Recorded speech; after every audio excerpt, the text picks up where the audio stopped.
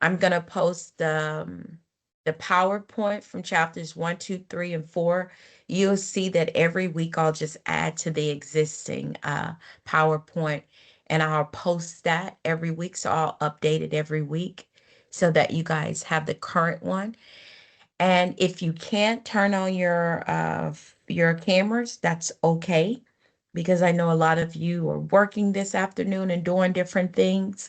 And so again, the more engaged this class is, the better it'll be for all of us. I don't want to be the only one talking.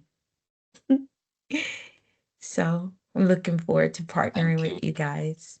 Mm. Are any of you reading any good books this week? Just this book. I would say I'm reading books, but I'm not entertaining myself with it. It's because it is related to work, unfortunately.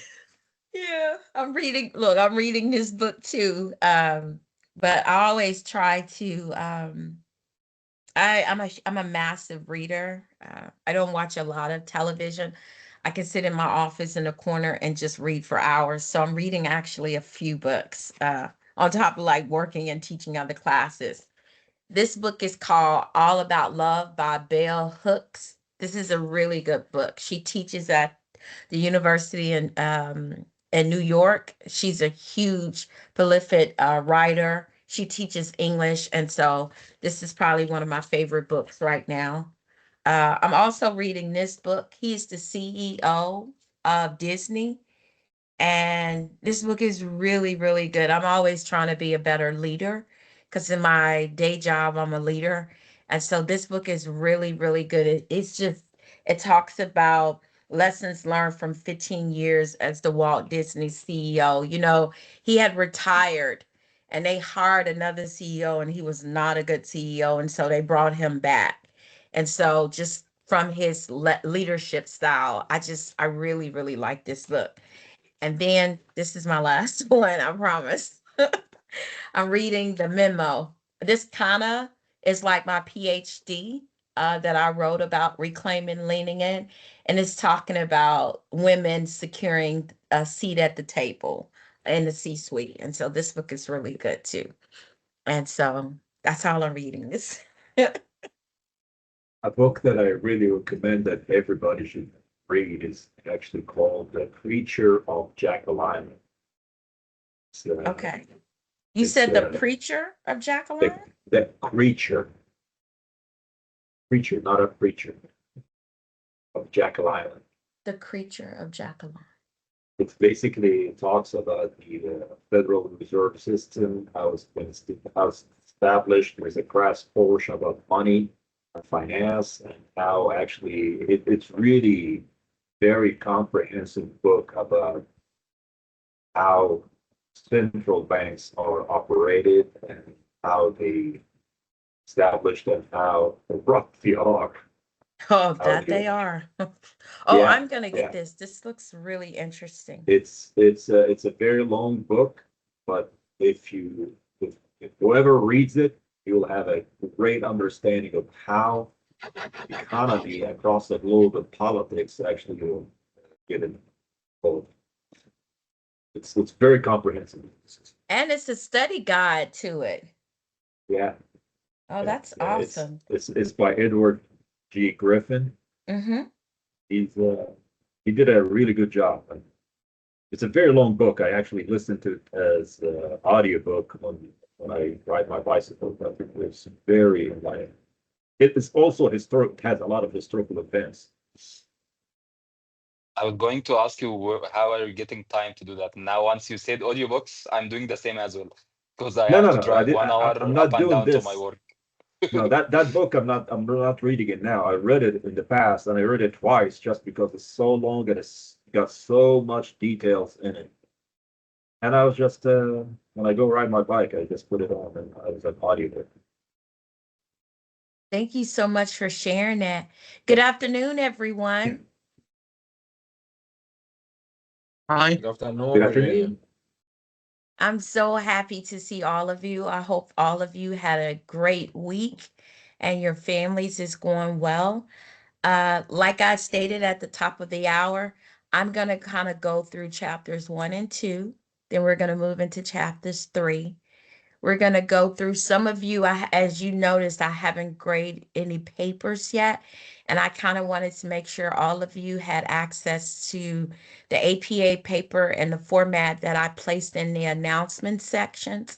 And then I also wanted to just highlight that I will be going through a PowerPoint that I've kind of taken everything from chapter 3 and placed it in a PowerPoint.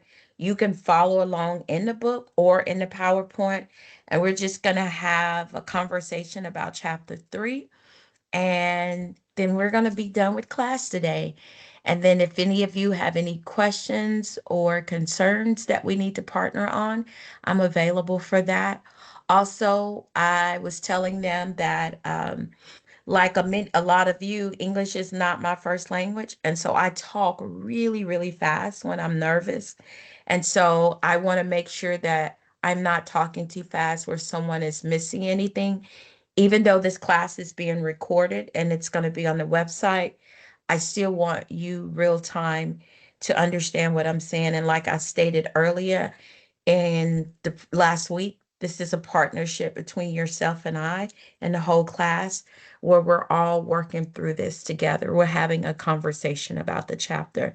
I'm not going to hit on every chapter. I'm not going to read every line. None of us, we all have access to the book and we're reading.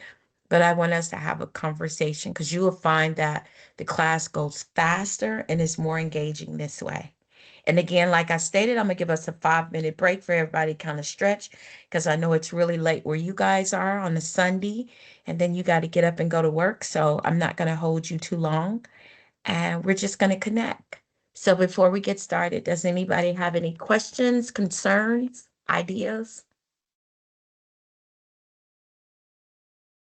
Yes, I have concerns about the homework or the assignments. Uh, I believe the study questions are covering almost everything. So, I mean, in, in order to answer these questions, we have to write almost the whole chapter again to Mhm. discuss this thing. So, and having 2 chapters per week might be a little bit overwhelming. I don't know what you think about that. So chapters 1 and 2 was just the first week. You'll Yes. find that throughout the rest of the chapter, it's just that one chapter for those questions. Because this class is 13 weeks and this book was 14 chapters. So we tackled everything. That's why I gave you extra time during the first week. But then you'll find for the remainder, like for this week, it's chapter 3. It's just chapter 3. And then Okay. next week, it's just chapter 4. And that's why I cut the word count down as well. And then it's just a case study. So, and that's why I was like, it's 25 words. If it needs to be less, if you answer the question, that's fine. And so I definitely understand what you're saying as well. Because when I was going through a graduate program as well, I was working full time and mastering classes and stuff like that. And so, um, just if is that okay, to see that it's just one chapter? Yeah. Okay. Okay. Okay. Thank you so much, Adib, for bringing that up. Does anybody else have anything? Yes, Dr. Virginia. Good morning, And firstly. good morning. So, should I copy all the text as it is when I answer the assignment, or I can go with what I understand? Go with what you understand. That's what I want. It's interpretation. You don't have to copy from the chapter. For example, 2 plus 2 is 4. In the book, it state that if you add 2 apples together and then 2 more apples, it'll equal 4. No, the answer is 4. So, Okay, and thank just, you. yeah, so interpret. I enjoy reading anything that you guys write. So, no, interpret it. Absolutely. Okay, thank you. Absolutely. Does anybody else have any questions? And this is good. So, all of us know real time the concerns. Regarding the submission only, Doctor, like when I upload the paper, like you're mentioning that both could be uploaded at the same time. This means I have uploaded two different Word files on the same submission. One is for the questions, one is for the paper case study. So is that Yes. okay, or should we combine both in one Word file only? No, that's exactly the way it should be, because the questions, like, you're not following APA for the questions. Again, Yes. this is purely example purposes. The question can be, what time is it in California? And you can put right now, it is 8 a.m. Pacific time in California. You don't have to write it in APA, just answer the question. But with your case study, you need to have a title page, you need to have a heading, you need to cite resources and break that case study down in 1,050 words and above. Yes. So that's going to be it's just 2 submissions per week. Your questions, and all you got to do, your name, date, questions, boom. And then on the paper, title page, and go from there. Thank you. Yes, sir. Okay, Dr. Virginia. So in addition to what Mr. Yahya mentioned now, that when it comes to the challenging question along with the study question, so we have I can combine in one Mhm. am I Mhm. right? Study question, challenge questions on the same page. Okay, so we Absolutely. have like one study question, one challenge question for chapter 1, another paper for chapter 2. Mhm. Okay, then the third one for the whole case study. Okay, I got Mhm. it. Yes. Okay, thank you. Somebody put a question in the chat. I'm going to answer that really fast. Where can I find the third part of the first week assignment within the book? Tom, where can I find the third part? Are you talking about the case studies? The case studies? Yes. I put it on page. So let's pull up the syllabus really fast. Bear with me 1 second.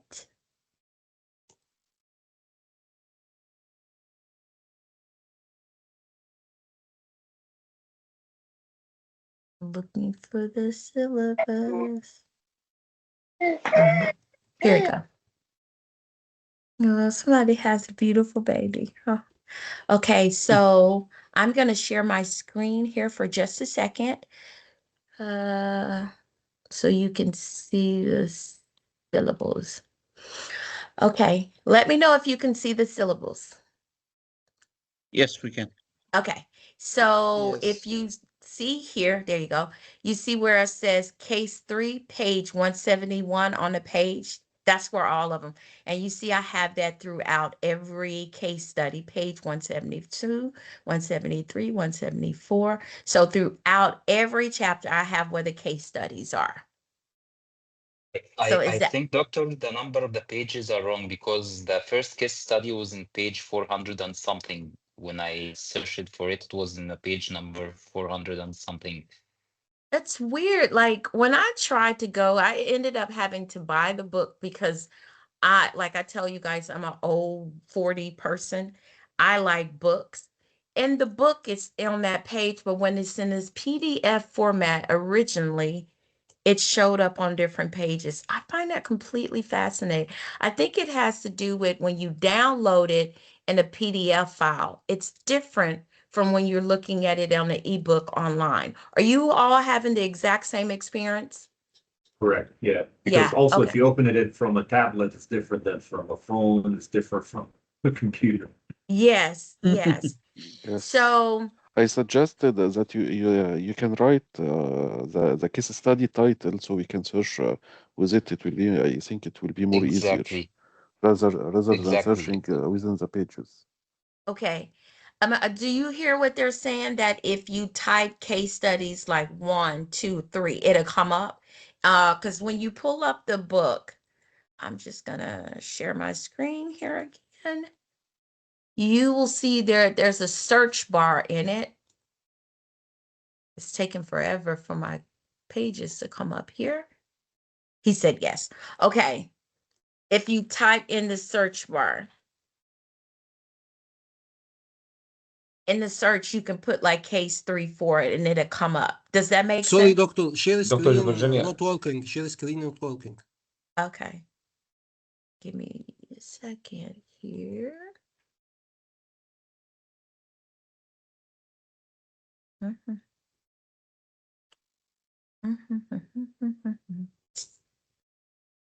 All right, I'm just waiting on my slow computer. I don't want to have to turn my screen off, but I feel like my internet is moving really slow this morning. I tested it now. When I search like case 1, it gives me integrated logistics for so and so. Case 2 gives me like this. So if we search by the case, it should give us the reference number. Yeah, I'm trying it. Guys, I'm so sorry. I do not know why it's not coming up. I'm so sorry. It's just spinning round and round and round. Okay, here we go. And let me share my screen here. Okay, so can everyone see my screen? Yes. Yes. Okay, so right here, if you click on this find and click in case study. And then It's called case only. It is not called case study, so it will not give you. So case 1, case 2 directly without case study. Okay, case 1. Okay. Doctor, would you mind like zoom in? Yeah, hold on. There we go. Yeah, thank you. See? And then that came up with case 1. So here, so is everyone following that? And then look what page number this is on, 793. This is hilarious. So this, excuse me, Oh my God. This is on PDF. We don't have a PDF. Oh, The e-reader is a different thing. Okay, I sent you all that during the week. Hold on. And I think every chapter have a different numbering. So like chapter 1 starts from 1 to 30 or whatever, and then chapter 2 starts from 1 again. Okay, I am going to, let's see if it will allow me to add it here in this chat. Probably not. Can I share my screen just for 1 second? Of course you can. Okay, this is the software which we said that we'll be using. So when I try to do a case 1, for example,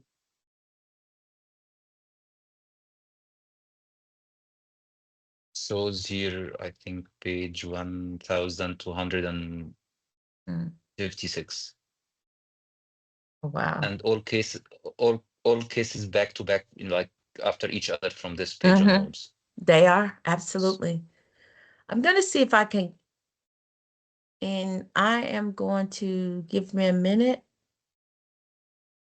I'm going to try to, I'm going to go to my emails, and I'll probably do that on our little break. And I'm going to put the PDF in there. I thought I sent that to you because somebody sent it to me during the week. I thought I posted, but I'll post that in there so that you have access to it. Is that okay? And it'll be the PDF. Yes, yes. Okay.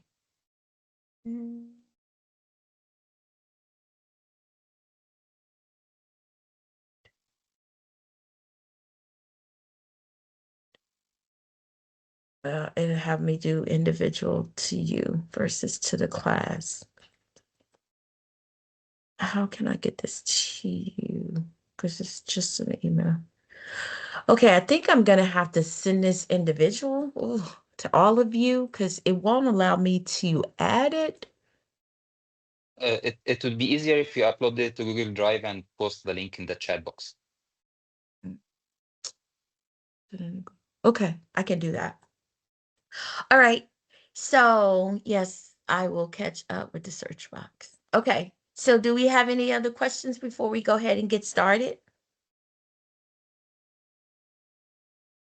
Okay.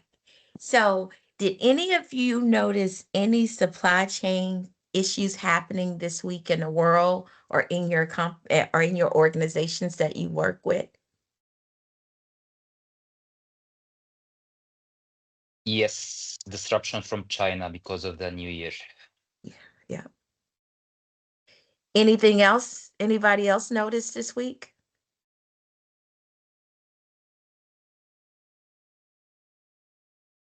TikTok application has been disrupted. Yeah. Here in the Monday, as you guys know, our new administration takes over and TikTok stopped going live at midnight tonight here in the US. It's going dark, they said. Going dark. Yes. It's going dark. I do know that some US businesses are trying to purchase it, like Elon Musk and this businessman from Canada. He's on Shark Tank. His name is Kevin. I can't remember his last name. They're interested trying to purchase TikTok USA. I find it completely fascinating, even with that, because the CEO of TikTok is trying to get in good grace with the new administration. So a massive amount, the inauguration starts tomorrow. It's also Martin Luther King Day here in the US for us. His birthday was last week, but the day that we celebrate him is tomorrow, and the inauguration starts. And so all these tech companies are going to be at his inauguration. He's trying to get in good grace, hoping that will buy him some will to be able to continue TikTok in the US. So that's the strategy that I'm seeing from the information that's out in the world. But I mean, we don't know, but I feel like that's what's happening. And so in the US, our ports are ran by the US government. So like in California, New Orleans, Houston, we have a big port in Virginia. We have a big port in on the East Coast, like New York. And so they're ran by the federal government. And so under this new administration, they're trying to privatize them. Well, our new president thinks basically he can do everything, but I mean, he may be able to get away with a lot of stuff because the Republicans are kind of running both houses this year. So a lot of this stuff may be able to go down. And if they're ran by private companies, the amount of cash and the amount of logistics coming in that companies will have to pay from, because 60% of all resources in the US are shipped in from other countries and stuff, like 60%. And so that's where this conversation around tariff is happening in the US. He's saying that to ship that in, they're going to have to pay us. What I don't think someone has told him in this administration or told him tariff doesn't work like that. It'll be passed cost on the consumers. So right now, this bottle of water at Walmart is $3.52 for a 32 pack. It can go up if we have to start paying the turf on it anywhere $5 to $6, because not only is cost going to be more at the when they come into the borders, then to get that product off the trucks, off the cranes, and put it on the trucks and ship it to the consumers. Somebody is going to have to pay that. So it'll be passed on to Walmart, and Walmart will pass it on to their consumers. So that's what's going on. And there's a really big push in the House. I mean, it's funny to actually see them aligned. They're like, no, we're not going to do that. We are affordable to eat that cost as the federal government. Now, we do have those workers who work there, and they're unionized, meaning that the union represent them. They pay fees every month out of their checks, almost like health benefits, to say that a party goes up and represent them for costs, pay increase, retirement, 401ks, and sorts like that. So that's what's happening really massive here in the US right now. All right, let's go ahead and get started. I'm going to share my screen here. Let me know when you guys can see it. I do not want to go off camera, but let me know if it's lagging on my part. Please let me know that. Now we can see Professor. Okay. And so I'm gonna keep it like I want to go into slideshow. I'm a little scared because, like I said, my computer is acting really not nice. Let's see.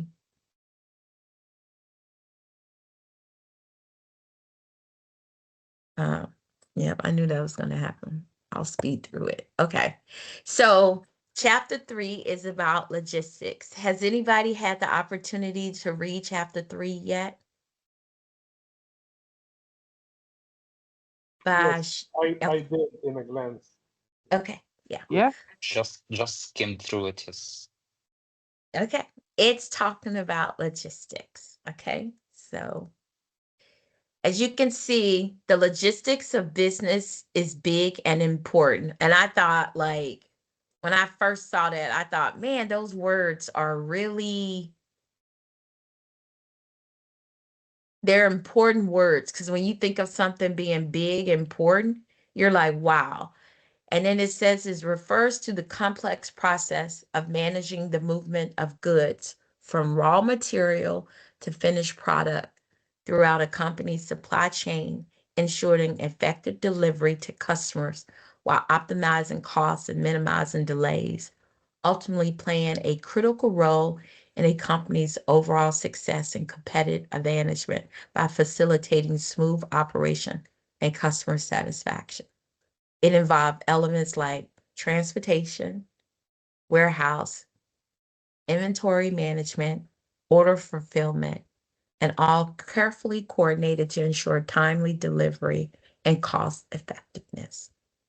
So, just hearing that, let's talk about what we think that means in its simplest form. Any volunteers?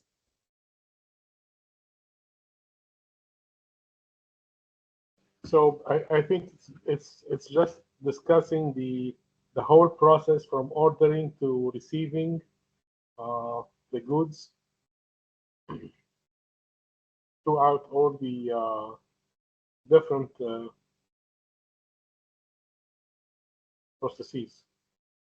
Okay. Anybody else want to add to that? What they think that means?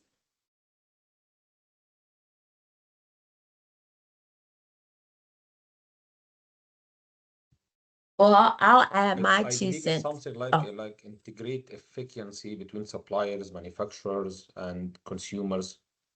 So I believe this is the main purpose of logistics. mhm. So I'll add my 2 cents. It's getting this phone from placing the order online and getting it to me, and all the steps in between me going online to my computer, typing in Apple or AT&T, who is my mobile provider, placing an order, paying for it, and then getting an email saying that it's going to be delivered to me in 5 business days or less. Most companies try to go less. So let's just say in 3 business days. So that'll be not in clowning today, that'll be Wednesday. So this is saying that from me choosing the order, paying from the order, it's in its original form, raw material, to it being a finished product, which is a cell phone, from it going from being packaged in a box to it being zip tied with my name on it, to it going down the line, to somebody picking it up, placing it in a truck.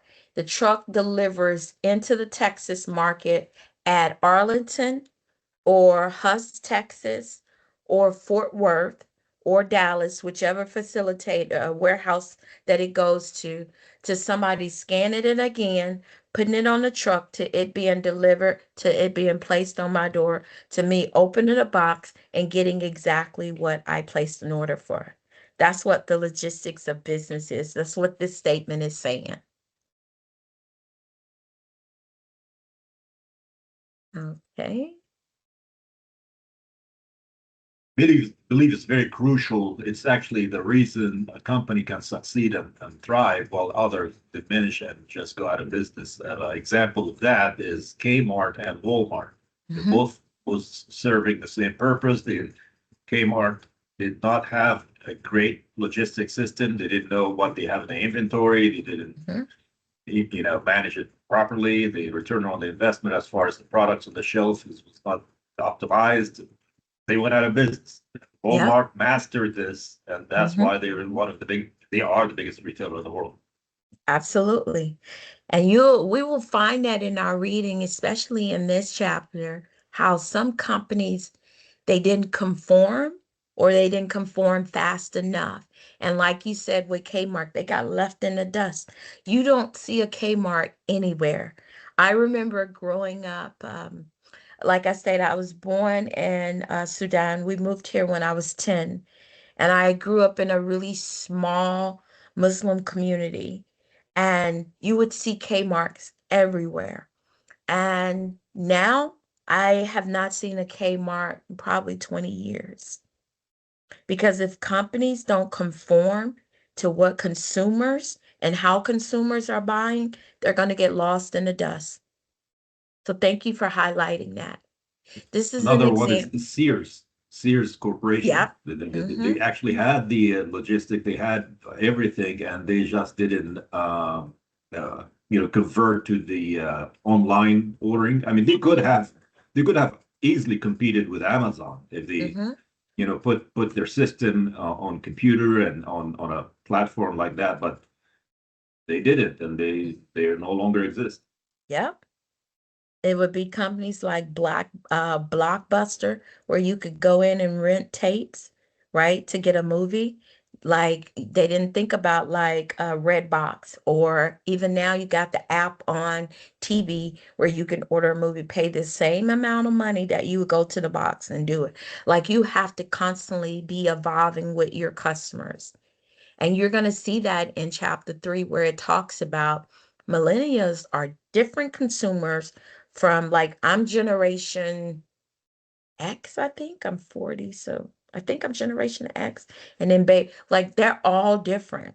Like I buy a lot of stuff online, but if there is a store close to me, I would like to go buy, like to touch it. I still like to touch, but I'm also, you know, as my siblings call me, I'm also an old woman in a young person's body. I really, really like to touch things. And so I will buy some things online, but if I could go in and touch it and see it, then I will do that.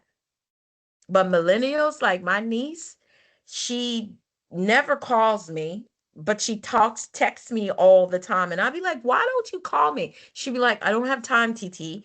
And like that. And I'll be like, but you text me like weird. Kids are weird now. And so we as consumer and leaders in our organization, we're going to have to start thinking like them. Just think about it. And the generation under them are going to be even worse. I mean, nobody reads a book anymore. People read everything online and stuff like that. So as a business person, I think about that strategically when I'm leading my team. I don't think about my customer. I think about the people under me and how they like things really, really quickly. We just talked about the importance of big business. This shows you just a picture of the warehouse, the warehouse, the product. You see how this goes? Packaging on the trucks. They've delivering it in the trucks, giving it to the consumer. People want stuff quick now. And some companies are doing that very ethical, and some companies are not necessarily doing it very ethical because they're working, I mean, slaving out people a little bit. Somebody has a question. Omar? Yeah, actually, I don't have a question, but I want to share. I want to share an experience about the context we are working in, which is the development context. So I have been witnessing that in the development context, the organization use the term logistics, supply chain, and operation interchangeably. So sometimes they say logistic, which is where they referring to the process of managing warehouse, fleet management instead of transportation, procurement, and also operation. Sometimes they saying operation, which is referring to the day-to-day activities for managing for managing offices or things like this. So how about is that the same things in the profit sectors. I'm not familiar with the profit sector, which is companies or things like that, but I'm familiar with the humanitarian sector. So the organization is using terms like this logistics. They're referring to the warehousing, procurement, and procurement, warehousing, and fleet management instead of transportation. Okay. Are you Yeah. asking, are they all the same?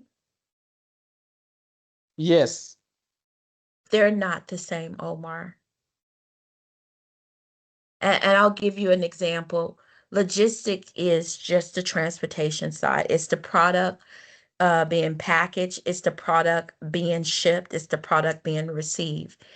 Operations management, like I am a senior operations leader in our organization.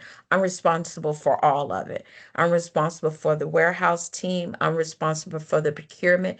Procurement is getting the product, us farming it out, purchasing it from a builder, from a supplier, having access to that, paying them to get their product on our behalf. We're like what Amazon, and I'll use this example, what Amazon does extremely well, they are like a Walmart 100% online. Walmart, we own nothing in the store except for great value. That's the brand. We are the store where you can put your product and we sell it on your behalf. With Walmart, what we do and do smart, since this creation is we buy that product from you. So we buy 10 packages of gum and then we sell the gum. We buy it from you because we buy it in bulks for all 5,000 of our stores. So we may pay you $5,000 for all of those stores to have 20 packs of gum. What I'm going to make profit is that I paid you 5,000 for it, but I may sell it for $2. So I'm marking it up by 60%. That's how I make my money at Walmart. So that's what Amazon does. The logistics side is how Amazon gets the product to the consumer. How you, as the seller, makes money is that you sell it to me, Amazon. I sell it for $4 and I pay you $2 for it. So that is the logistics side. The procurement side is you getting the product to me. You have an agreement with me where you say, hey, I'm going to ship you all my inventory so that you have it packaged and ship it. I'm going to pay you $2, but the consumer is going to pay me $4. So I've made a $2 profit. And that's because I'm responsible for shipping it to the consumer. Operation is I'm the boss. I'm making sure everything is running smoothly. Logistics is part of the transport side. Procurement is just the product. And you said something else. What was the other that you said? I'm so sorry, Yeah, Omar. I said I said fleet management in a state of transportation. Fleet management is part of the logistics side because fleet is the trucks and we farm that part of the business out. Like a lot of people don't realize all these FedEx trucks, and that's speaking purely from the US. I unfortunately don't know how it's probably done in Saudi Arabia, but that side of the business is farmed out. So we pay you $10,000 a month to deliver 5,000 packages. So you own the fleet. We don't own it. We're only responsible for buying the product from the seller, the consumer buying it offline, and then we farm out that side of the business to you, Omar, who owns a trucking company, and your people deliver on our behalf. And you get paid $10,000 for every, it's based on package size. It could be 5,000 packages or less, or 6,000 packages and less, depending on what kind of contract they have with you. Does that make sense? In other words, Yeah, it's all great. FedEx Great. truck drivers are contractors. Yes. And that's just on the ground side. The express side, that's owned by FedEx. Meaning that's their people. They're not farming that side of the business out. Only the FedEx ground is being farmed out to third-party companies.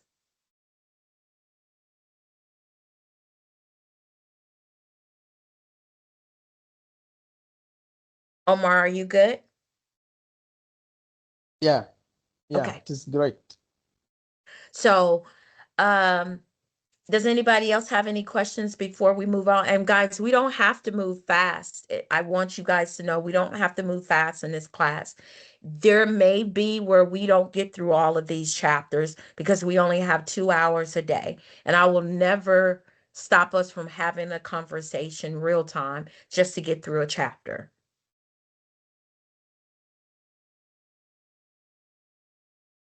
Okay, so we're going to talk about the logistic value proportions. Here, you see it's broke down into 3 parts. It's the service benefit, the willingness to commit to the request benefit, right? The cost, and we all know that cost is, I was reading something in this chapter, and you guys will see it. The majority of cost for any supply chain company is the shipment part. It's 60% of the dollar. Think about it. There is 100, we got 100 pennies. 60 cents of those pennies goes to shipping that product out. The other 40 is going to be on the procurement, the packaging, the fleet, and the consumer side, 40 cents. So this is the cost. It refers to the practice of a company finding the most effective way, and I got to move you guys around so I can read this page good, effective way to produce and give levels of output. It talks about the labor and the material to achieve the desired quality of goods and services. You hear the difference between quantity and quality. As a consumer, we want the quality of the product. But sometimes at a larger scale, on a business side, they have to think about the quantity of the product because there's cost associated with there. So my little $4, my little $3.25 for this water is nothing compared. Like if you, this plastic, you could tell this plastic is cheap, right? I mean, if you drink from it, it goes in and out. So what Ozark is a water company housed in Texas. Because they're selling their 32 thing for $3.25, what they're cutting cost on is the plastic. Now, if you get Dasani water, are you guys familiar with that brand of water? In US, I believe no, from my side. I'm sorry? In US, brand of water in US? It's called The state? Dasani. Dasani. Dasani, What's a yes, brand I of believe. water? What's a brand of Yes, water that you guys are Coca-Cola, familiar with? the Sunny from The Coca-Cola, Chinese right? from yes, Coca-Cola, yeah. yes. Okay, It's okay. very popular in Egypt. Okay, good. It's popular in Egypt. That's awesome to hear. It's a Coke product housed in Atlanta, Georgia. Oh, I know you're like I had students in my other class. How do you randomly know that? I read everything, but they have a very quality bottle. Their bottle of water is like $5 and something, almost $6, because their bottles are very, like when you drink from it, you don't hear the plastic. And so you will find that that's the line in the sand as a business owner. When you have a product, the cost, where's the cost that you're trying to reduce? And so is it the quality of the product? Is the quality of the service? Like, so it's one of them. That's why they said the desired quality of goods or service. So Dasani is saying, we want our quality and our service to be good. So you're going to pay a little bit more. Ozark is saying it's still water, it's still good, but we would prefer to cut down on the quality of the product and stuff. So that's the difference you'll find. Next, you see it's called logistics value generator. It refers to the process of creating added value for a product or service through management or its movement, its storage and flow throughout the supply chain, essentially ensuring goods are delivered to the right place at the right time, meeting customer needs and potentially increasing customer satisfaction. So in Egypt, tell me if you like, who is your biggest, like if you go online and place orders for product, who is the company that delivers? Is it Amazon or is it something else? Because I know Amazon try to have their foot everywhere. Yeah, I believe Amazon, yes. Okay. So I bet if you randomly look around, you will find distribution centers everywhere in Egypt. So that's the logistics value generator they're saying. They're like, in order for me to get something to Muhammad or Omar or any of you, I'm going to have a distribution center probably on the north side of Egypt. I'm going to have it on the south side of Egypt, the west side of Egypt. And on the north side, where we have more consumers, we're going to have 2 distribution centers. And that's so that we can get things to you in a timely manner. So you're going to order something on Tuesday and Thursday, you're going to get it. We're going to charge you $10, but you're going to get it because we have positioned 2 warehouses. And what they're doing is tracking the products on the north side of Egypt that consumers are purchasing more. So you guys are buying water more. We're going to have more water placed there. If you're buying more books, we're going to have more books there. So whatever it is, they're going to have that in droves on that side of Egypt so that when you place an order, you're going to get it. So that's why they're calling it logistics value generator. We're taking the data and you're telling us you need more of this, and we're going to have that available throughout Egypt on the north, the east, south, and the west in those facilities so that you get it in a timely manner, which will increase customer satisfaction. Because you're going to say, hey, you're in the barbershop getting your haircut. Hey, I ordered this book on Tuesday and I got it Wednesday. Now everybody is saying, oh, I can go and order this book and get it that quickly. Does that make sense to everyone? Yes, Yeah. clear for me. This it would be with additional cost? Yeah, they do charge Yeah, additional good. costs for that because you will find that, think about it when you're shipping something. FedEx says that if we go ground, it's going to take longer, meaning we're driving it there. Now, if you pay FedEx Express where it's going to be in the air, you're going to pay more for that because they're going to say, hey, I can get that to you in the morning, but that's going to be a higher charge to you because I can get that to you in the morning. But ground, which is cost effective, another word, I know consumers use the word like cheap. It's not cheap, it's just more cost effective. It says that I can get it there, but it'll be there Thursday versus in the morning, and that's going to cost you $31 versus if I get it there in the morning, it's going to cost you $68. So there is a cost associated with this. But it's giving you the option because you're here when you're shipping something, and it'll show you if you're buying something online. If you want it there quicker, this is the cost. And if you want it there on Thursday where it's more cost effective, then that's what it is. And then you make that decision as a consumer.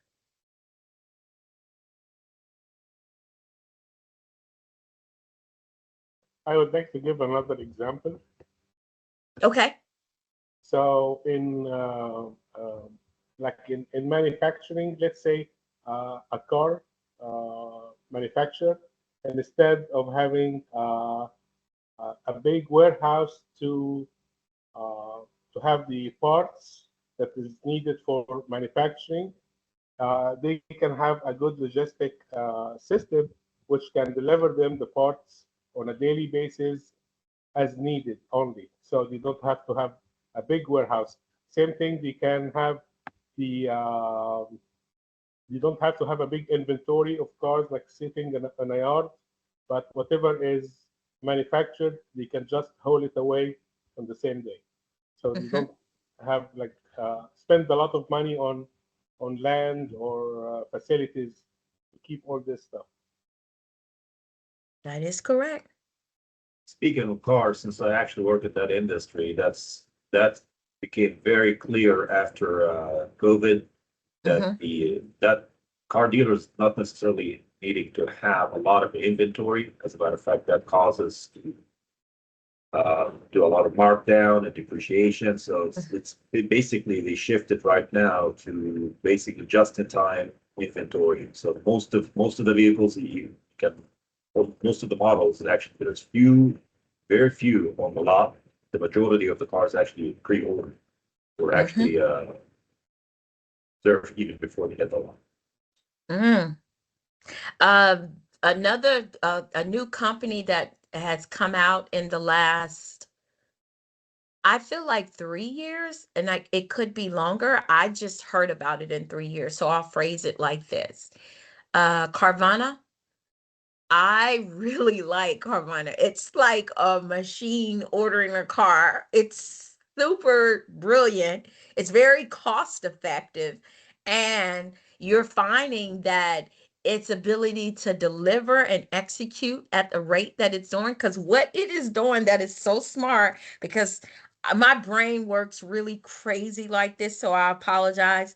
If something is out there, I want to know how it works, right? That's just the way my brain is. So what Carvana does really, really well is it purchased a percentage fleet from every car company in metropolitan states.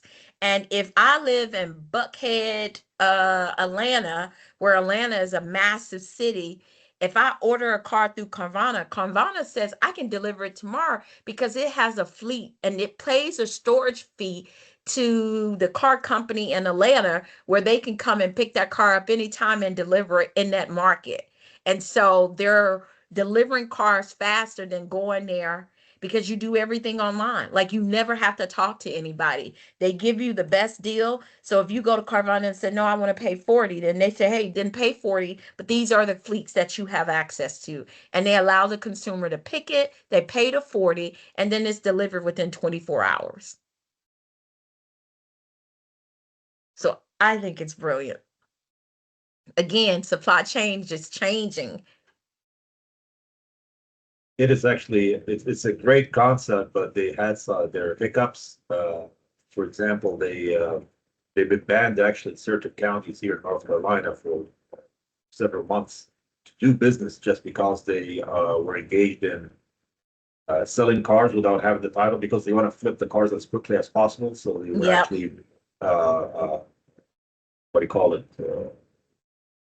Not respecting the laws and regulations of in regular county. So they would buy the car, sell it, and people wait so long. Where's the paperwork? And because they sold it even before they had the title. So that's absolutely. Yeah, we had the got them same in thing trouble. happen here in Texas as well, where a guy bought a car and he didn't get the title, and when he finally got it, it was so late, and so he had to.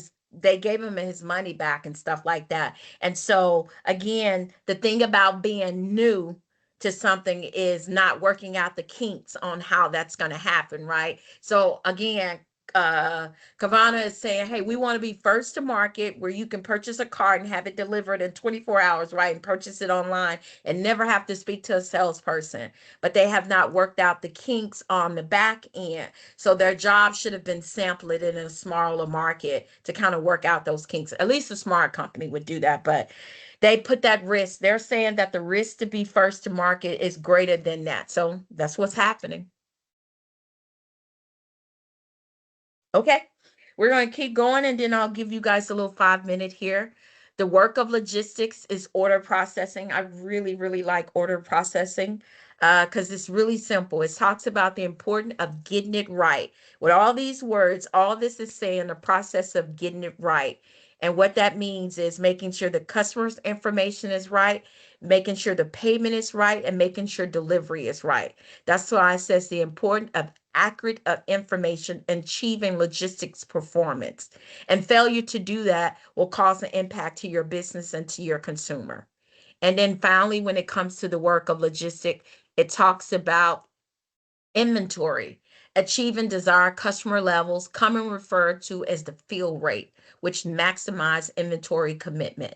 So making sure you're getting exactly what you want and what the consumer want, because I'm just going to ask you guys a question. True or false? It costs more money for a customer to order it right and get the wrong package, or order it wrong and get the wrong package. Sorry, my watch was talking. Sorry. So Yes, let your me voice ask the was question. echoing. Let me ask the question again. Which is true? Does it cost more money for the consumer to purchase a product and get it and you ship the wrong thing to them, or for them to order the wrong thing and you ship it another way? costs more when I order the right thing and it is delivered the wrong thing to me. That's right. And why do you think that? Walk me through why you think that. You walk me through that. Because I'm thinking of it in psychological way, because normally when I order something, I need it at a certain time. That is why I'm ordering it online. So I have scheduled my program and everything around this date. So when I receive a wrong product, that means maybe an occasion has been damaged, that it was a present for a wedding or something. I will miss that one. So that costs me more. Absolutely. It's dived into, like you said, mental and the trust between the consumer and the organization. Now, if I order this bottle of water and I put 48 and you send me and I'm like, oh, I didn't mean 48, I wanted 32. Well, you sent me what I ordered. I was just wrong on my part. So there's no emotional, psychological damage here. But if I order 32 and you send me 28 and I order 32, whether it's for a birthday present or outage, whatever it's associated with, you've now lost me as a consumer. So now a smart company is going to send me the right and tell me just keep it, right? So now you've lost inventory, costs associated with it, and now you got to rush. So there's a ton of cash on that consumer part. Does that make sense to everyone? No, it's not make sense for me. Okay. And if I order something that it's come to me in a wrong product and they reship the right things, what cost I have? Only something mental or something not tangible, not qualitative, quantitative. Mm-hmm. But for the company, they will lose, not me. They will lose to reship as something physically. That is correct. However, more than actually, likely, the most Go ahead. important thing in a business is actually having a satisfied customer. You can't put a price tag on that. You cannot. And it is true that an unhappy customer is more likely to tell about the unhappy experience versus a happy customer telling about a happy experience. 100% agree with you, but this is for the company, not for the consumer, not for the customer. This is loss or win for the company, not for the consumer. Yes, me as a customer, I will lose time. Sometimes, as Yahya said, it's something related to certain occasions or certain times I need this product. Yes, I will lose something not physical. But for the company, yes, they will lose more. They will lose reputation. They will lose word of mouth, and they will lose reship again some product. And for example, Amazon, sometimes it happened to me, and they compensate me with free voucher, so they can add more money from their side. And as a business, I'm going into problem solve mode. Like, how many times has this happened? Because it's, as a leader, once it's been brought to my attention, I start to dive in it and realize, oh, it's happened a while. So a lot of that loss, I go into problem solving mode. How do I correct this? How do I make this better? And then I will tell you this, trying to get the customer, reaching out to the customer to try to get the customer to think different, that sometimes that's a line that you just need to leave alone. I've seen it where we made a massive mistake at Walmart and my boss tried to go and make it better. The customer was really upset and we should have just left it alone. You need to give them time to process it because, again, there's an emotional impact we're unaware of why they placed the order, why they need it, and the impact downstream. So trying to get in to just, you need to leave it alone. You need to give it time and you need to revisit it a couple months later. Make it right immediately, short term, but long term, fix it and then go back to the consumer after time has passed and say, hey, we know we made this mistake. We know we can't make it back, but I want you to know you were the test study that we used to go make it better for all consumers. I hope you would consider us as a consumer, continue shopping with us. So we have to think about that as well. Just to kind of get into this, like I said, I'm gonna give us 5 minutes and a few seconds. This is the faculty network design. Its concern was determining the number, the location, the ownership, arrangement of all types of facility required to perform the logistic. So this is basically saying, hey, what company, what inventory, what farm out third parties, all of this is the facility network design. This is how we get the product to how they get this bottle of water to me.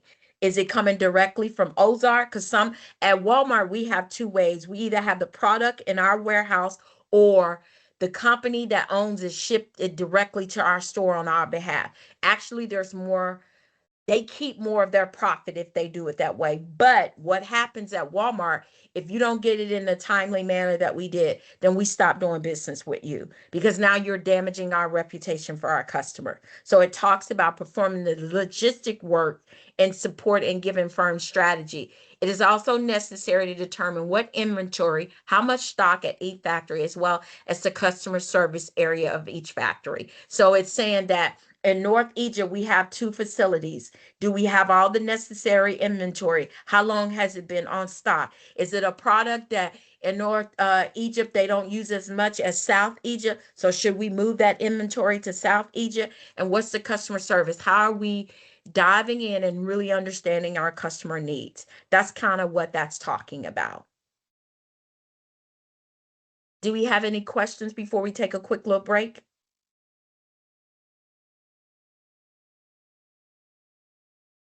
Let's take 5 minutes. Let's come back at 11:02, and then we'll go ahead and start and finish up the class. Thank you. Thank you. Thank you.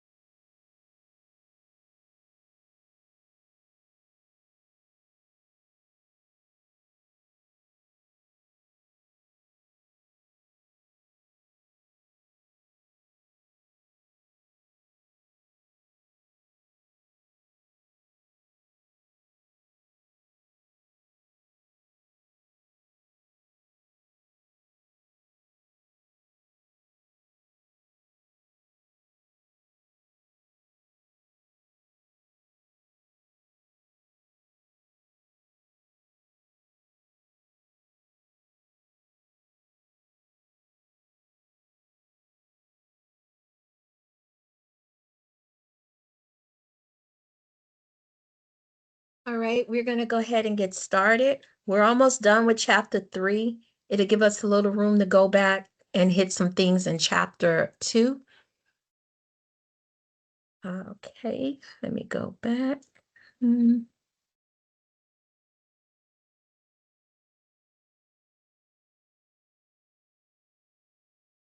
Okay.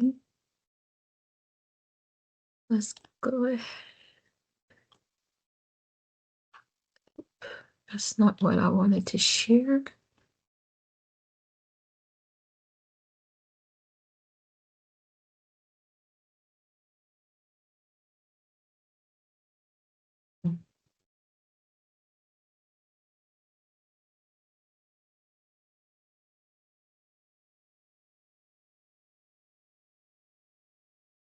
Okay. So we are now here. Let me go back to slideshow.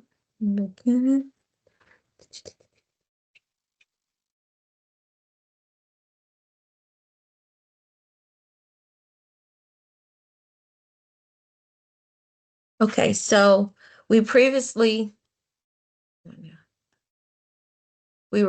talking about the inventory and the ordering process.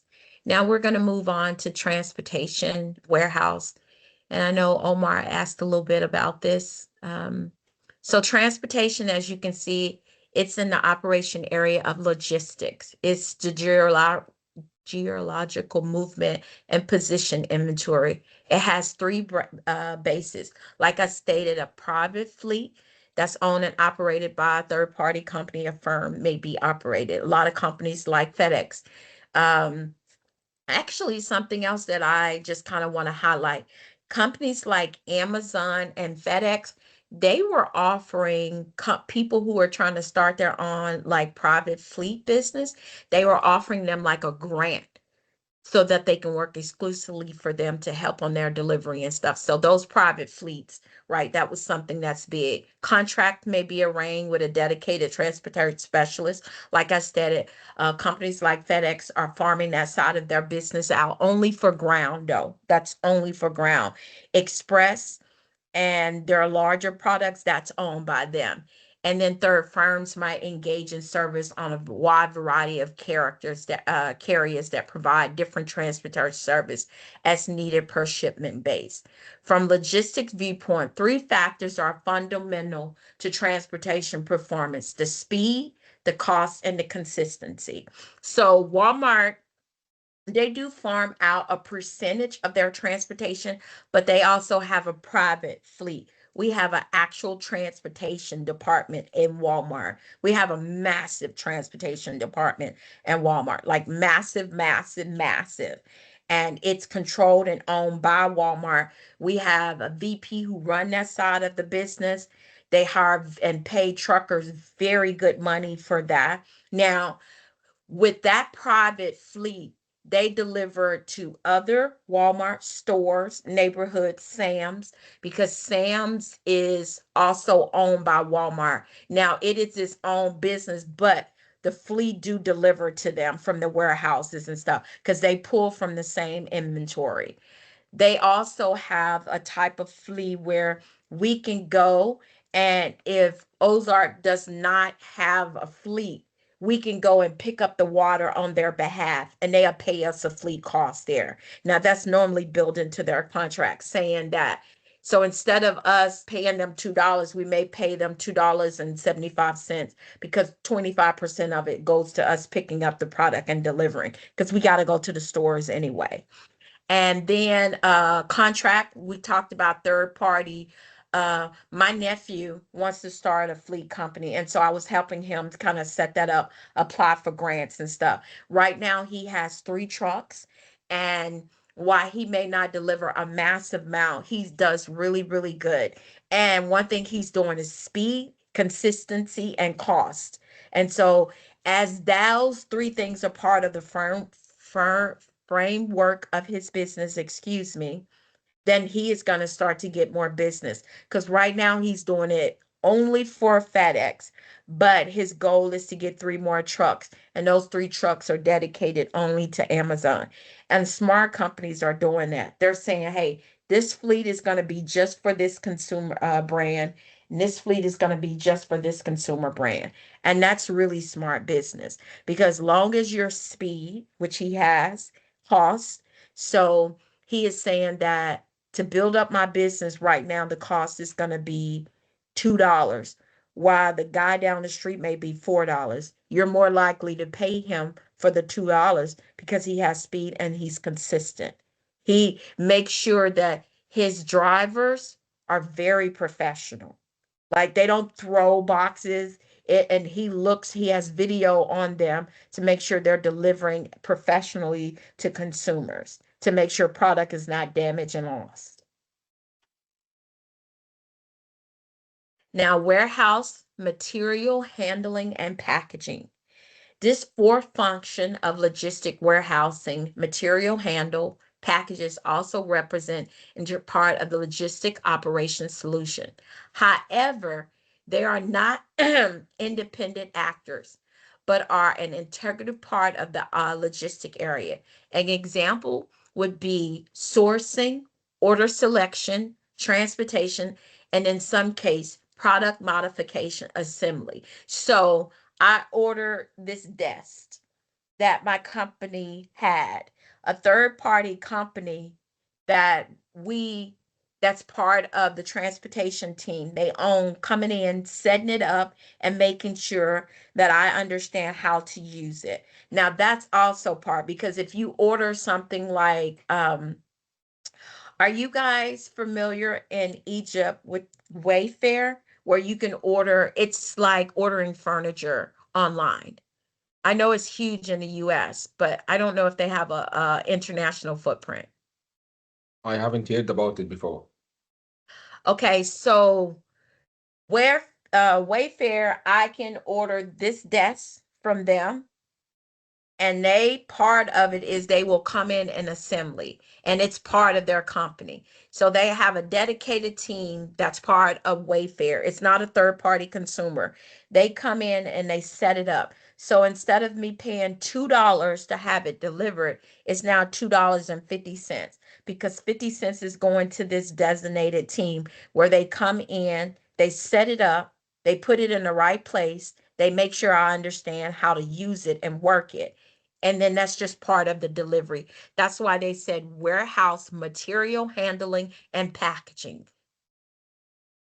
And so a lot of companies are offering that now, because what's happening, people are like, hey, I got a box with a chair. I don't know how to put that chair together.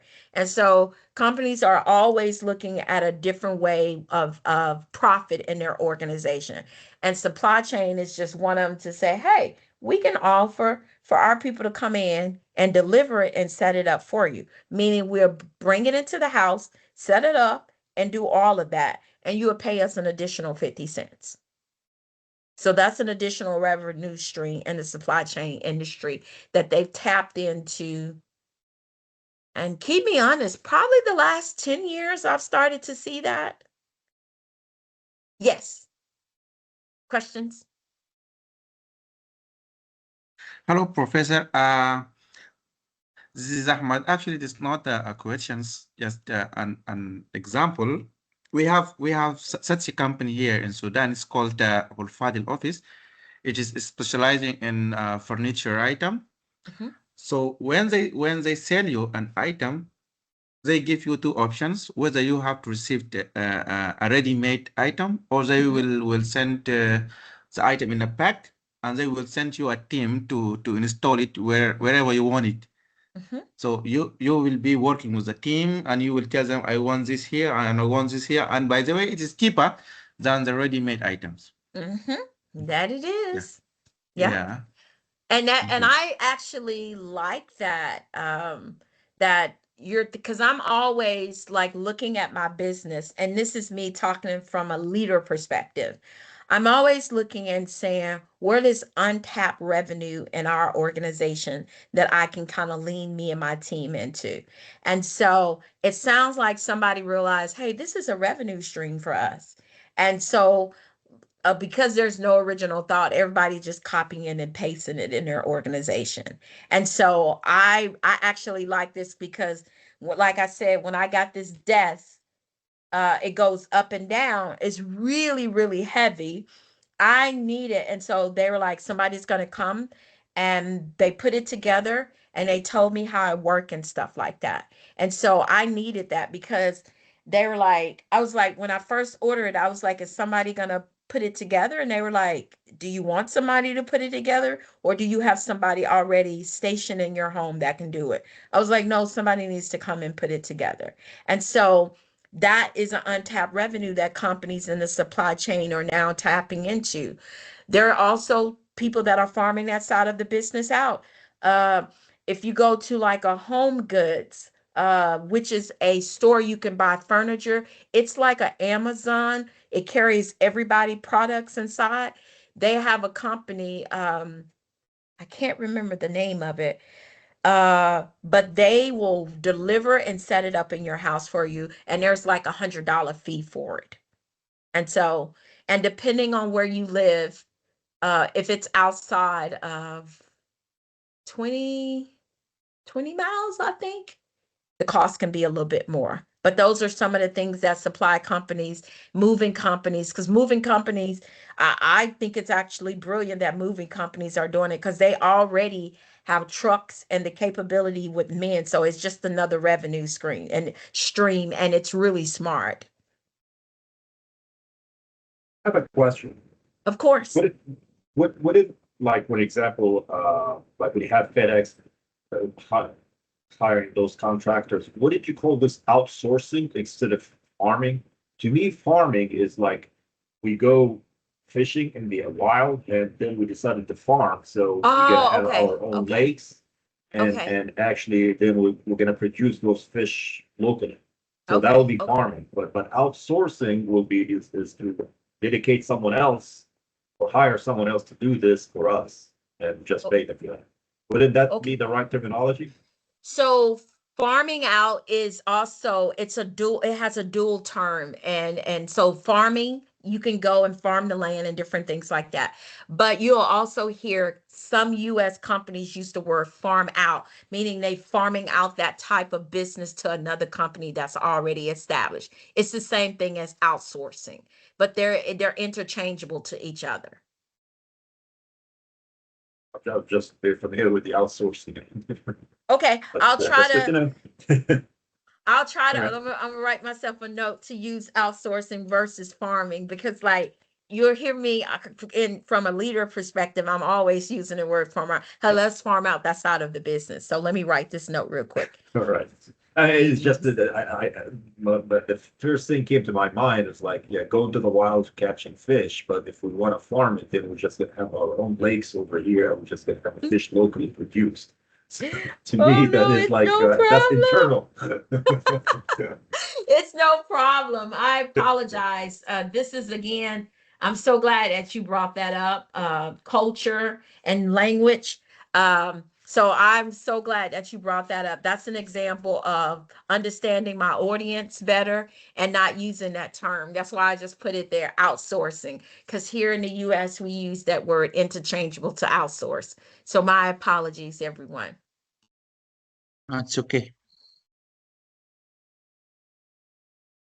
So, does anybody else have any questions so far on that? Because, like I stated, chapter 3 is a really good chapter, but it's kind of short. And I'm going to go back to a few things in chapter 2 that we need to kind of hit. And then I want to bring up, trying to keep us honest on time here, I'm going to bring up the sample APA paper so that we can talk through that really fast. While I'm going to chapter 2, does anybody have any questions?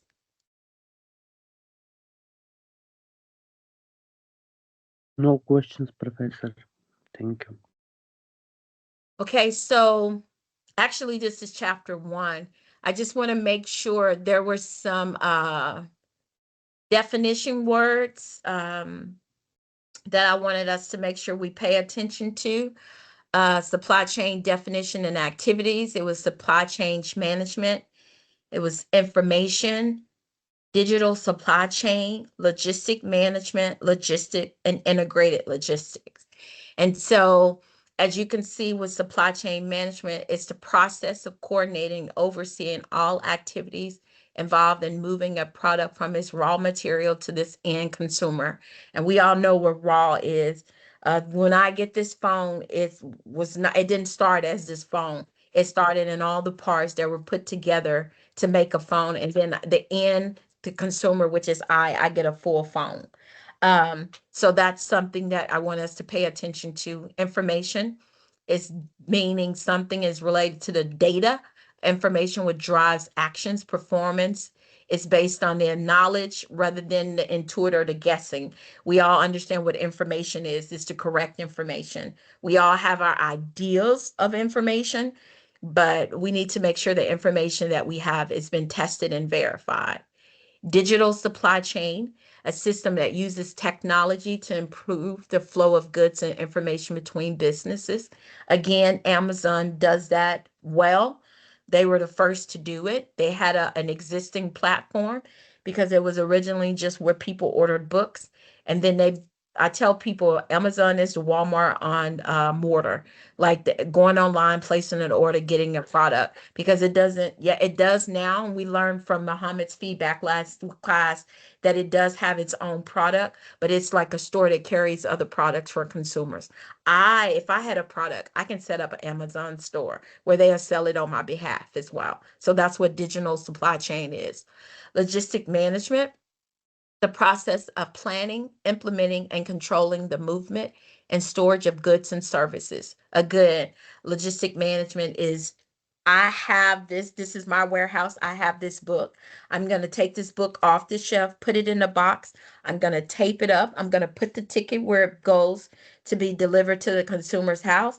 I'm going to ship it down. It's going to be placed in a truck. The truck is going to drive off from this warehouse and it's going to dispatch it to the consumer. That's what logistic management is. Logistics, again, is just the details involving many people, facilities, and supply. And then integrated logistic is supply chain method that connects all parts of the supply chain to improve efficiency. It's a business model. So it's something that people copy and paste that are selling products and goods online or through mortar.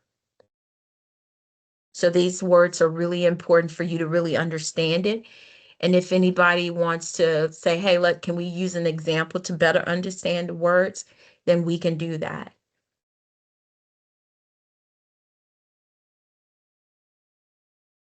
Dr. would you mind sharing with us the PowerPoint? Oh, yeah, I'm going to share as soon as after class. I'm going to put it in the announcement section. And like I stated earlier, and it's going to be a little late because there are a few slides that I need to kind of fill out, but I'm going to post it in the announcement section. And that's where you'll see, I'll say new announcement and I'll have the PowerPoint. It's going to be the same one week after week. So it has chapters 1, 2, and 3, and then I'll build chapters 4, and then I'll post chapter 4.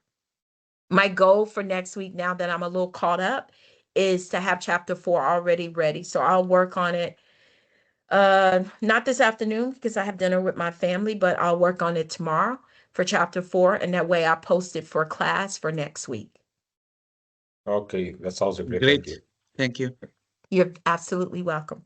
So I'm just, like I stated, I'm gonna go through a few slides here so we can talk. As you can see, I have some things that I highlighted in here. Let me move this over here. This is the supply chain value proposal. I'll detail more of that in there. Again, this is part of chapter 1. Chapter 1 was really long. Chapter 2 and the rest of the chapters are really slow, but this was the first one that was really gone. This is the responsiveness. This is talking about the business model push and pull. And you can see the anticipated business known as the push model involves forecasting and products of goods and services. So what does forecasting mean? It's saying that this year, let's take 2024 because we're in 2025. In 2024, we sold 6 blue cars. And 2025, we're forecasting to sell 15, but on inventory, we're going to have 18. And that's because you don't want to over forecast because you're looking at the trend model. We're looking at this, right? It says this push model that's saying that we sold 6 this year because this color is popular or it's popular in this area. Millennials are liking it, Gen Zs are liking it, but like they're taking all that data and they're doing this forecast. And so they're saying we're going to sell 6 this year. So we're going to have 6, but we're also anticipating selling more because you don't want to have more on inventory. You want to have enough to hit your consumers. And then it may be some, we call them black sluggers. Blacks, you understand, not black as far as black people, but black sluggers, meaning consumers may come in and purchase it. And then we're going to have a few extra on site in case somebody buy. That's what the push model is detailing. And then it's saying that we're forecasting this. This is how many consumers are going to buy it. This is how many we're going to have in case we have black sluggers that come in the back and decide they're going to have it. And that way, if they don't sell them, it's not a really bad hit to inventory because they're going to anticipate on the next year, 2026, based on forecasting. And then the pull model refers to a strategy where product inventory manager are based on actual customer demand. Now, this is how these two, that's the black slugger. The pull is the black slugger. They're saying that, yes, we sold 6. We're anticipating and showing 6 this year. And then we're going to have 3 extra, but that's it. Because we're not going to have more inventory than we can sell when we could take those dollars and apply it to something else. So these two work hand in hand with data analytics and pooling and understanding the change in the market. That's why it says allows for great flexibility and response in the changing market conditions. So they work hand in hand in the supply chain industry. Does that make sense to everyone? I really like this model. Yes. I learned about it at Walmart when I was like a Yes. senior manager. Go ahead. I'm sorry. Yeah, I say yeah, it makes sense. Thank you. I learned about this when I was a senior manager working in retail, and they were talking about it. And I was like, yeah, I learned that in school. And so to see it actually be applied, because you will see companies saying, hey, let's find this strategy. I do a SWOT analysis. That's the strengths, the weakness, the opportunities, the threat of an organization. I use that model all the time to kind of identify, and I use it for business units in my organizations that report up to me. Where this organization strong at? Where is it weak at? What are the opportunities and what are the threats? So to see this push and pull model be used real time in supply chain is really brilliant for me. So, Professor, you were saying that full business model is just like just in time productions model. Am I right? Yes, for forecasting. Yes. All right. And it's not just, you can use this model not just for supply chain. It's being used in supply chain. You can use it. A lot of you are engineers. I'm sure whatever industry, if you're in the oil industry, you're using it as well and saying, hey, the barrel of oil is $62, right? I know you don't want it to get past $60 if I'm not mistaken. So how are you using that to say, hey, we don't want to have more inventory if the costs go down more than we need? So using it to forecast, hey, we have more electric cars coming. Depending on what part of the world is, they have public transportation. Public transportations are now no longer using oil. They're using electric buses and things, and subways are not ran on oil. So you're using this model, whether you realize it or not, in all our industries.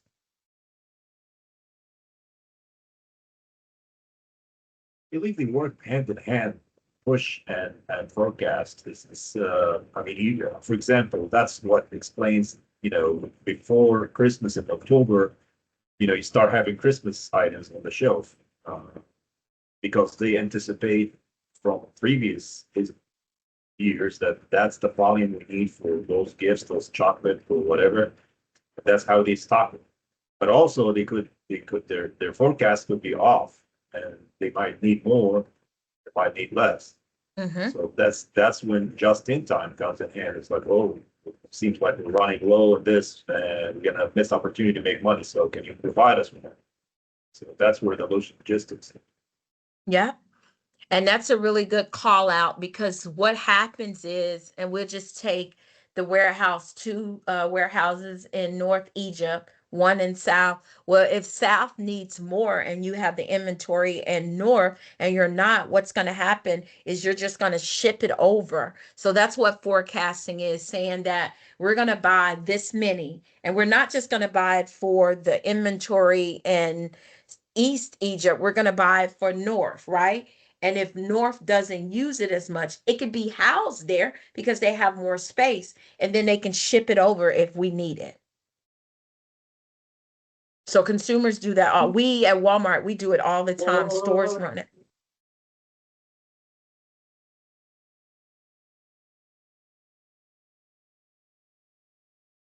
Somebody was saying something. I'm sorry, I interrupted.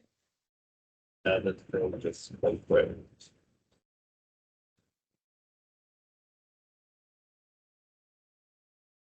So I thought this was really interesting when I was doing a reading. And forgive me, I'm always moving you guys around on this side because of my PowerPoint. My other computer is still not working. I'm waiting on somebody to come in. Again, I'm a consumer right now. I'm waiting on Apple to come and set this thing up so I can have two monitors, so I don't have to move you guys back and forth. So forgive me.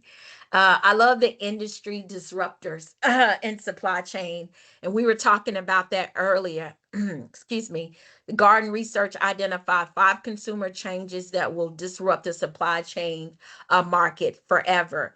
And we are all, not all of us, but some of us are like that. We want it now mentality. Like consumers want stuff right now. And that's another reason why like companies like Amazon are constantly getting threatened to have unions, because they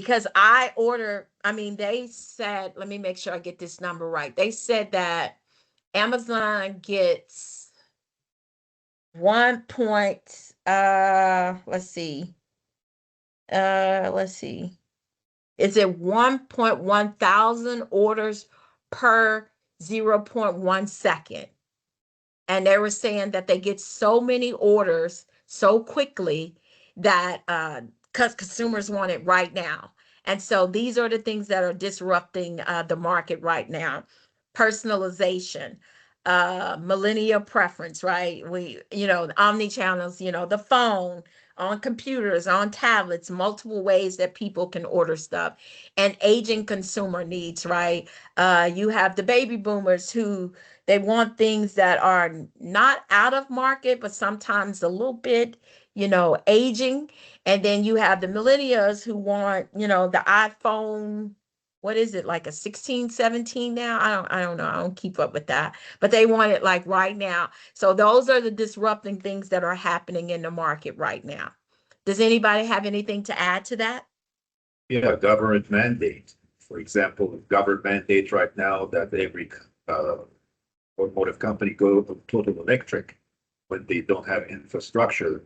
As a result of that, there's a lot of total electric cars sitting on the lots that dealers that don't know what to do with it. They can discounted them, trying to move them off, and as a result, a lot of then cut down in production of those. But the government keep forcing automotive industry to go that route, which is actually called, and the consumer is not responding quick enough because there is no infrastructure.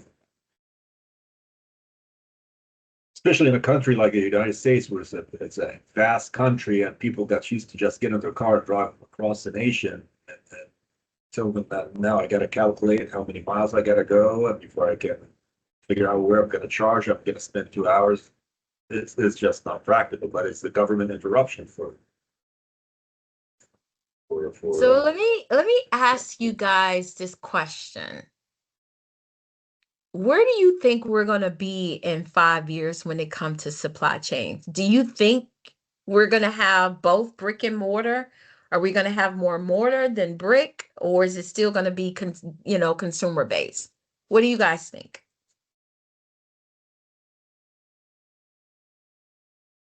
I think it's a combination of both. you're still gonna have to have, like you said, you're gonna have to touch and feel some goods, especially like in cars. I mean, you don't want to be committed to a $60,000 or $80,000 car. You haven't even touched it and feel it and set in it. So there, at some point, you're gonna need to experience it. The same is the same thing as like cell phones. Yeah, you might want to take a chance on a cell phone, you know, by ordering it because you know you can return because the cost of shipping it and bringing it back is not that expensive. But some people still prefer to go to Best Buy, put their hands on the phone, feel it, not necessarily buy it there, but at least feel it, see how it looks like, how it fits. So it's a combination of both. That the ones that is going to provide both, I think, but it makes financial sense. The one that does thrive the most. Yeah. Wearables, especially also like clothes and this fashion jewelry and all those stuff. I don't think that they will like they will continue to be an online business because some people like you always get the measurements wrong when you do clothes shopping and online and all this stuff. So I know a friend of mine who is doing this. He goes to, for example, he's ordering from Levi's online. He will go to the shop, test the sizes, decide which sizes he will buy, then he will go online because it is eventually cheaper than the store itself. So and some clothing stores start realizing that, so they don't have necessarily to carry all the sizes. You just go and try one or something like that, and there's like, oh, but we don't have that exact color in that size. But you know what? I can have it delivered to your house within 2 to 3 days. How about that? And do you all know why they're doing it that way? To reduce their inventory and return on investment as far as the how much they got to stock. Yep, that is it. I'm so glad you said that. A lot of people didn't realize that. I was having this conversation with some like-minded professors at UNT yesterday. And I was like, you know why they're doing that, right? Because that means less head count in the stores, more head count in the warehouse, bigger inventory, quicker access. So if I go in and I try on 6s and they don't fit me comfortable, then I know the next sizes is an 8. I can just order it online. And even in the store, they'll be like, oh, we can order it here for you. I can take the payment because a lot of them are just trying to make warehouses where you just product, right? They don't even want to have anything to do with the cash and stuff like that. If you can pay for it in the store, that's why you see only 3 people working in the store now. You don't see that much inventory on the floor because here you can try it on, and if you don't have the size, you can place the order online. We can take the order the payment right here, and I can ship the payment to the warehouse and have it delivered to you in 3 business days. And keep in mind, they use the word business days because Saturday and Sunday are not business days in the U.S. So I think that's the route we're going. It's a combination of minimizing really the retail store front. Doesn't have to be huge, doesn't have to be big, but it has enough samples for people to try and provide. And that's the kind of the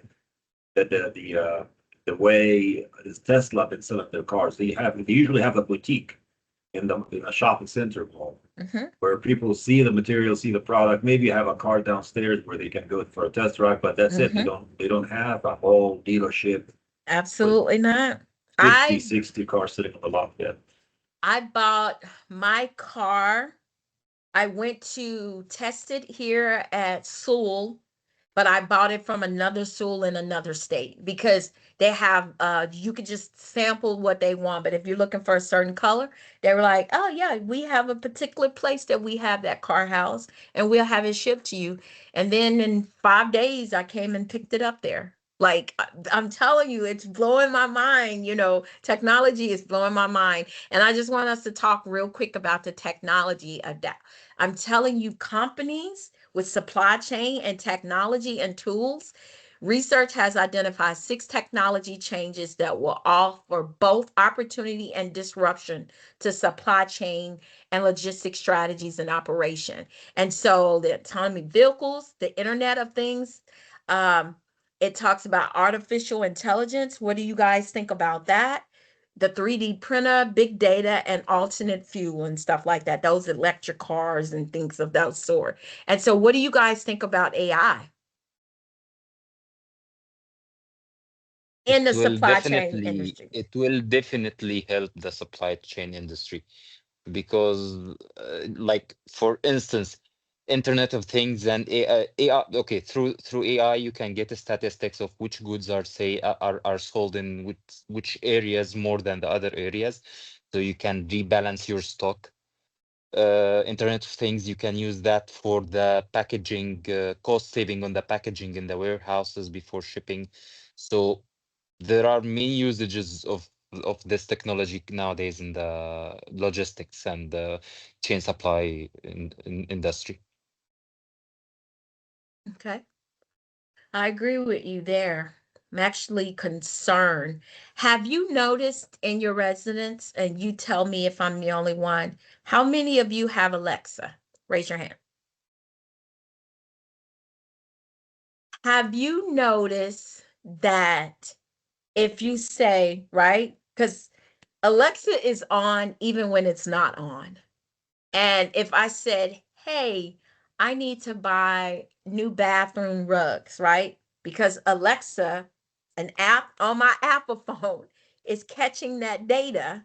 And all of a sudden, when I start to scroll or go to Google online, I now see tons, tons of rugs, and I see it on Wayfair, which is we talked about earlier. It's like an online furniture store. I definitely see it at Amazon, and everything starts because it's capturing that data and it's capturing it from a consumer and it's reading it back itself to me. That's what AI is doing. So it's built into the system, and so I think we talked about this last week. What Amazon got sued for capturing data and people, consumers' houses without their permission.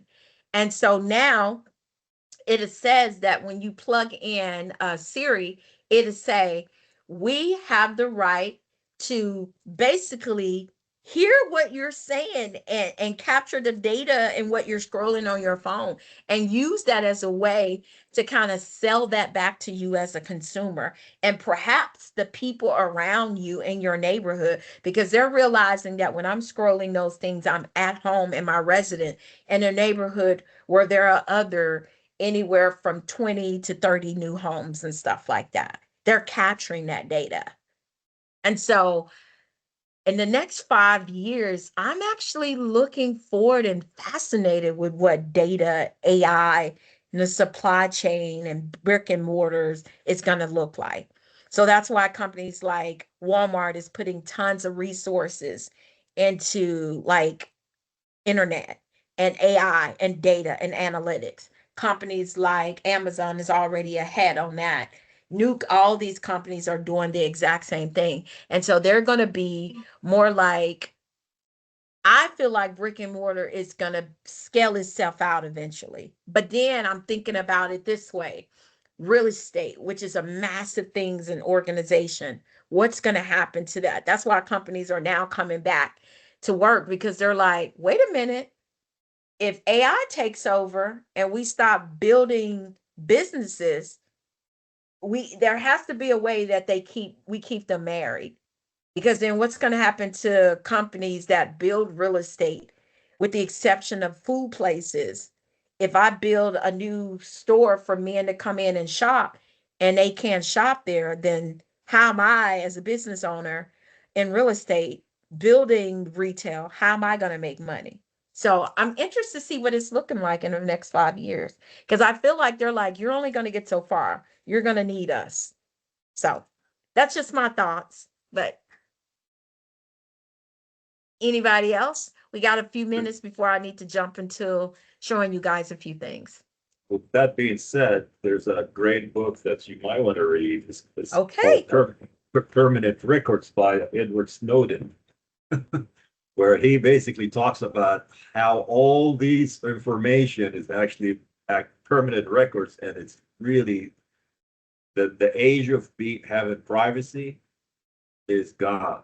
Oh, I believe that. Yeah, I Alexa, truly believe that. Google, they all know every single little things about you, about us, about where we go, what we do, what we even see, what we say in our sleep.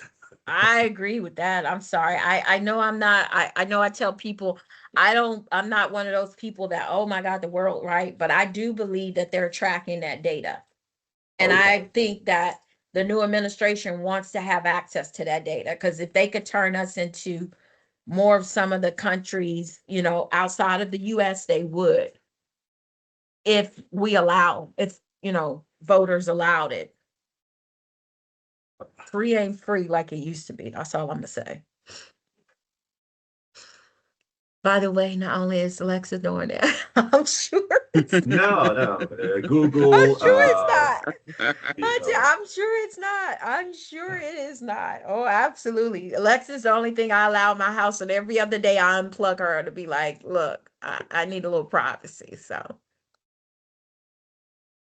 all right. So does anybody have any feedback? I'm gonna share my screen in a little bit to kind of any feedback before we continue. Because I want to pull up the APA. Because does anybody have any feedback, any concerns, anything I can do better?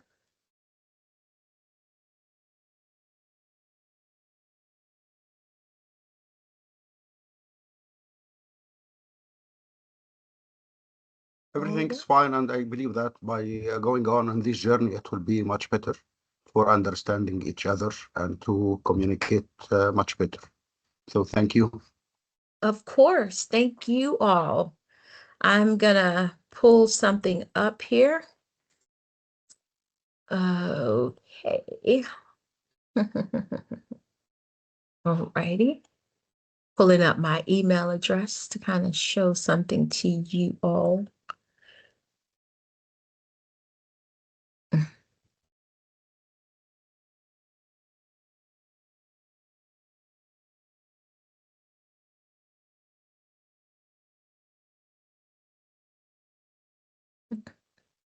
Okay. And now let me share my screen.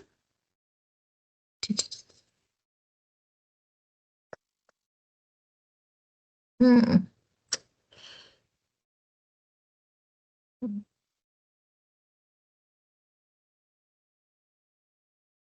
Okay, let me try this again. Got too many screens open here.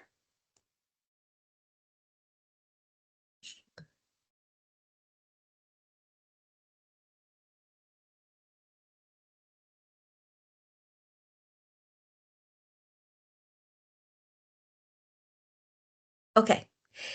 Can each of you see my screen? Yes. Okay. So I am going back to here, week 1. And this is, like I stated, like the PowerPoint is going to be, you're going to see a new assignment, and I'm going to add it into one so that you can know that's where I kind of house everything. You see your syllables are here.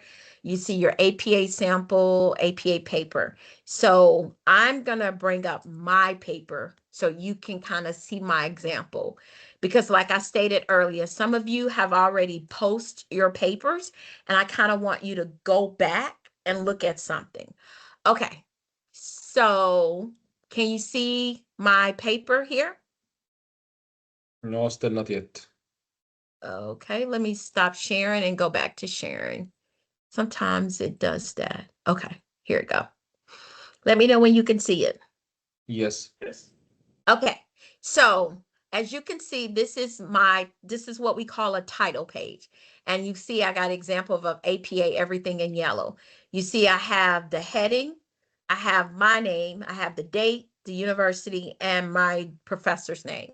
Here is strategic planning and the paper that I was writing. Okay, you see I have the introduction, I have a title here, it's in bold black, and then I have the writing here. And then I'm going into the paragraph here. And then you see here, this is where I cited something. And so when paraphrasing, once you read something, that's why I got beneath it another statement. You do not need to include it. So what I did was I read in their book about change management and I interpreted. And I think we talked about that with your question saying that, hey, 2 plus 2 is 4, right? You can just put 4. You don't need to say 2 apples and 2 additional apples, right? So I paraphrased it and put it here. And again, these are recommended changes for Walmart. And then if you see throughout my paper where I have, again, I'm paraphrasing stuff. I only put the author's name and the year from the reference. Here I did the same thing according to Greenspan, right? It's a book that I'm reading, so you can write things like this as well as write it like that. Here I took a direct quote from the book, and I have to put the page number it was on, the author, and the year of it, and then I put that after the statement. And that is how you do APA. And then I have the conclusion, and then I have my reference pages. Some of you have it like in paragraphs like A, B. You don't need to write that.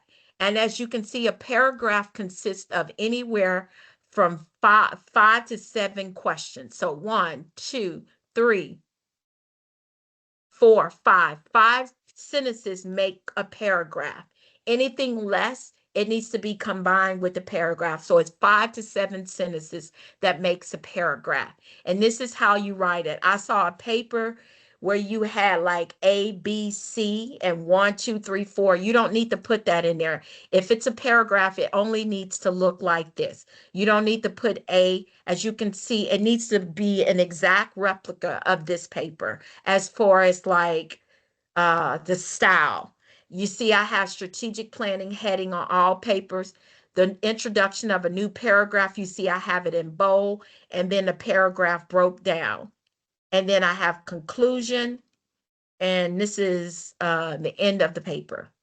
And then I have my references. You see how I got the references, what the title is, when it was, what edition, and all of that, the year. And that's how you do an APA format paper.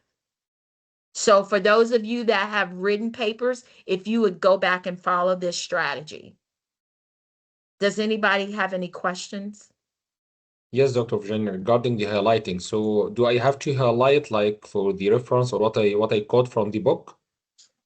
I'm sorry, say that again. The highlighting, I believe you highlight.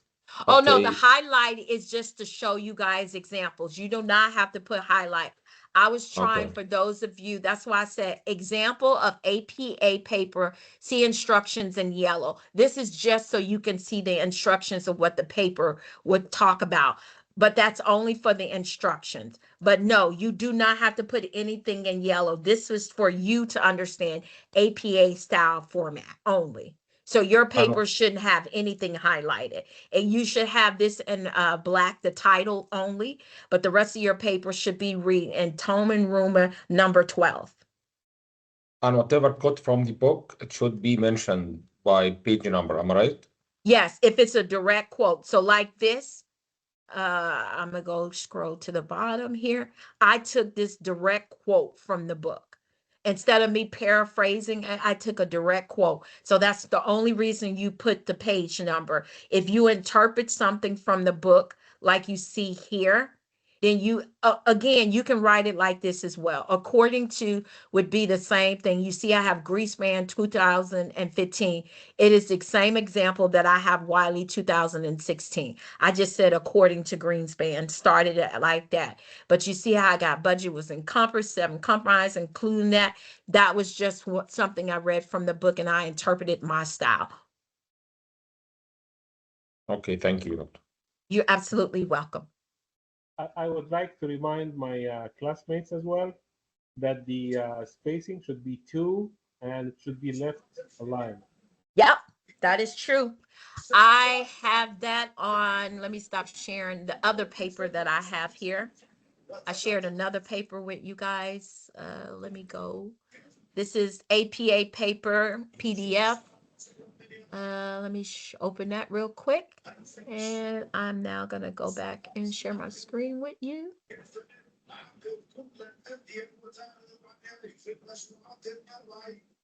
Okay. As you can see here, let me know if you can see my screen. Yes, Yeah, Doctor, we we see see it. it. Yes, we Yeah. see it. Okay. So if you can see, it shows all that. See, page type, number, group author, I have all of this in here for you to see, all the examples. Does it have to be left aligned or justify can work?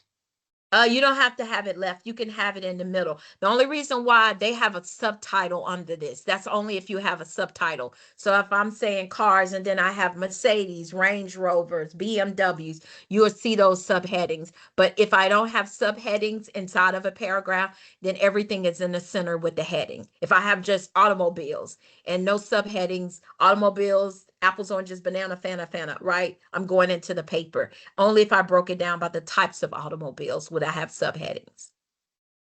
And regarding the paragraph itself, because I normally when I write the paragraph, I'll do a justify, means it will fill the entire page with.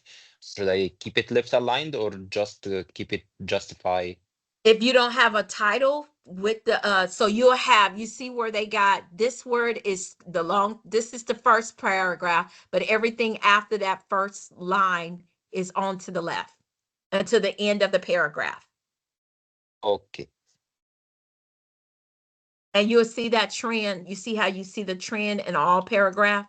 Everything is to the left after the first line. First line is indented, then the Yes. remaining is left aligned. Okay. Yes, sir.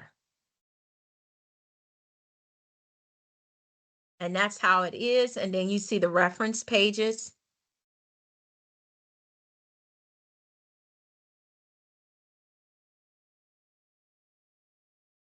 And anybody who needs any help, I'm here to support and stuff like that.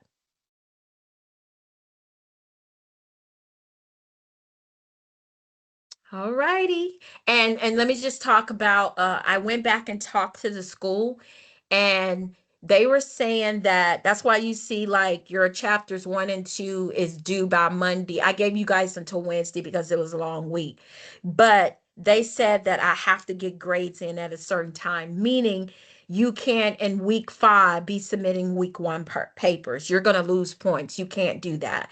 So I did give you guys like extra days during the week to get your papers in, and like so that's as much time as I can give you. Unfortunately, what I can do is remove the dates so that you can submit, but if you're really late, then you're going to lose points. And if you're more than 2 weeks late, then there's a possibility. I have a meeting with Sarah tomorrow to talk a little bit more about that. Then you may lose all points altogether, because you know the total of class points are 100. So it's not like you get a ton of points. So get your sentence and questions in and then work on your paper later and get that in on a timely manner.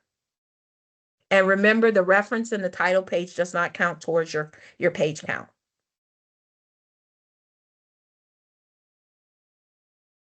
All right, awesome humans. Is there anything else? Thank you, Prof. Thank you. Thank you. Thank Thank you you. all so much. I really enjoy this class with you. Again, keep me honest. If I'm speaking too fast, slow me down. I will post the PowerPoint. It'll be really, really late today, but I'll get it posted. It will be in the assignment section, and I'll put like assignment and then put PowerPoint and stuff. And then I'll start grading papers this afternoon as well, because like I stated, I have a ton of them there. Have a good week. Take care of yourselves, and I'll see you. And if anybody need anything, you have my email and my phone number. Just reach out, let me know what you need, and I got you. Thank you. Thank you. Thank All you so right, much. you guys have a Thank good you, evening Professor. and a Thank you, good work Professor. week. Thank you. Thank you. Bye, Bye-bye. guys. Be Bye-bye. safe. Bye bye. Thank you. Bye. Bye. Bye. Thank you. Thank you.